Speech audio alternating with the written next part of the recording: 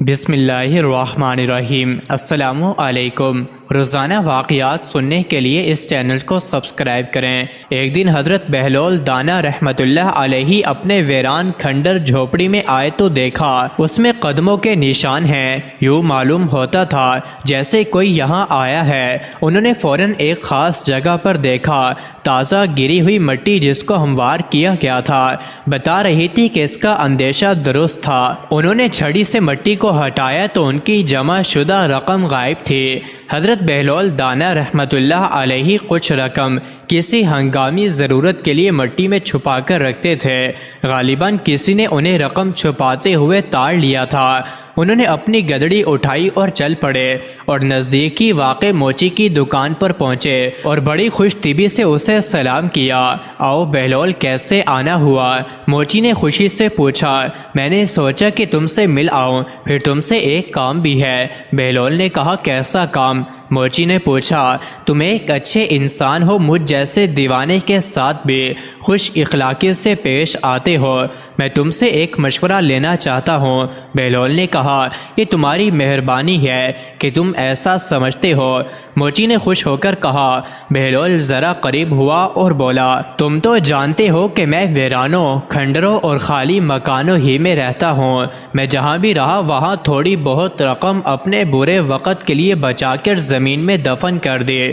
تم ذرا حساب لگا کر مجھے بتا دو کہ یہ رقم کل کتنی ہوتی ہے۔ ہاں کیوں نہیں، تم بتاؤ، میں حساب کر دیتا ہوں۔ موچی نے بڑی فراخ دلی سے کہا، خدا تمہارا بھلا کرے۔ شہر کے مشرقی گوشے میں جو کھنڈر ہے وہاں میں نے شاید 100 سکے دبا رکھے ہیں۔ قبرستان میں تقریباً 250 سکے ہوں گے اور ایک مکان کے صحن میں تو پورے 500 سکے ہیں۔ اور ہاں، یاد آیا، نہر کے کنارے بھی 50 سکے دفن ہیں۔ تو یہ سب ملا کر کل کتنے ہوئے؟ بہلول نے پوچھا۔ اگر یہ سکے سونے کے ہیں تو ان کی مالیت 2000 کے لگ بھگ ضرور ہے۔ موچی نے حساب لگا کر بتایا۔ بہلول کچھ دیر سوچتا رہا، پھر سر اٹھا کر بولا، بھائی میں یہ چاہتا ہوں کہ ان سب جگہوں سے وہ تمام سکے نکال لاؤ اور اس ویرانے میں چھپا دو۔ یہاں آمد و رفت ذرا کم ہے۔ میرا خیال ہے یہ جگہ زیادہ محفوظ ہے۔ یہ تو بہت اچھا خیال ہے۔ تمام رقم ایک جگہ رکھو تاکہ جب ضرورت پڑے تو نکالنے میں آسانی ہو۔ موچی نے دل ہی دل میں خوش ہوتے ہوئے مشورہ دیا۔ بہلول اپنی چھڑی کے سہارے اٹھے۔ اچھا بھائی، میں چلتا ہوں، آج ہی یہ کام کر لوں تو اچھا ہے۔ سارے سکے نکال کر لے آؤں اور یہاں گاڑ دو۔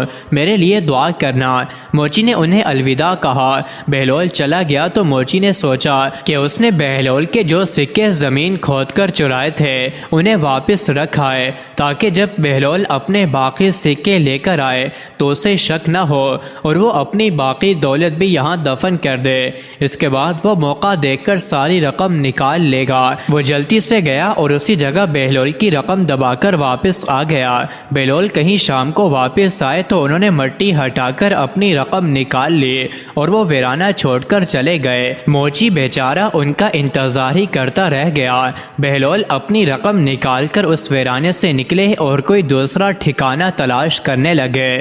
اتفاقاً انہیں ایک شگستہ مکان نظر آیا جو خالی پڑا تھا۔ تمام شہر جانتا تھا کہ بہلول ویرانوں سے مانوس ہے اور ایسی ہی جگہوں پر رہتے ہیں، اس لیے عموماً کوئی ان سے تعارف نہیں کرتا تھا۔ ان کی بے سر و سامانی ہی اس کا اثاثہ تھی۔ انہوں نے اس شکستہ مکان کا ایک گوشہ صاف کیا اور وہیں ڈیرا جما لیا۔ ابھی اسے وہاں بسیرا کیے ہوئے کچھ زیادہ دیر نہیں ہوئی تھی کہ ٹوٹے ہوئے دروازے سے ایک شخص اندر داخل ہوا۔ اس نے سلام کیا اور بولا، بہت خوب، یہ دیکھ کر مجھے بہت خوشی ہوئی ہے کہ بہلول جیسا نامور شخص میرا نیا کرایہ دار ہے۔ بہلول سیدھا ہو بیٹھے اور کہا، مجھے بھی اس عالیشان مکان کے مالک سے مل کر بے حد خوشی ہوئی ہے۔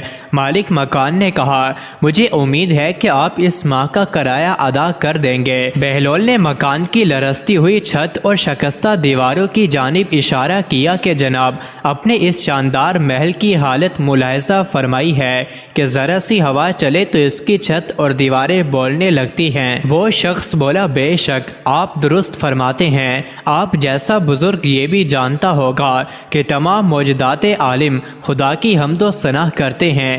یہ جو آواز آپ سنتے ہیں یہ اس مکان کی تسبیح کرنے کی صدا ہے۔ بہلول نے اپنا عصا سنبھالا اور فوراً ہی اٹھ کھڑے ہوئے اور کہا حضرت آپ جیسے دانش مند انسان کو یہ تو معلوم ہوگا کہ موجودات حمد و ثنا اور تسبیح و تحلیل کے بعد سجدہ بھی کرتے ہیں، اور میں آپ کے اس مکان کے سجدہ کرنے سے پہلے ہی یہاں سے رخصت ہو جانا چاہتا ہوں۔ بہلول نے گدڑی سنبھالی اور مکان سے باہر نکل آئے۔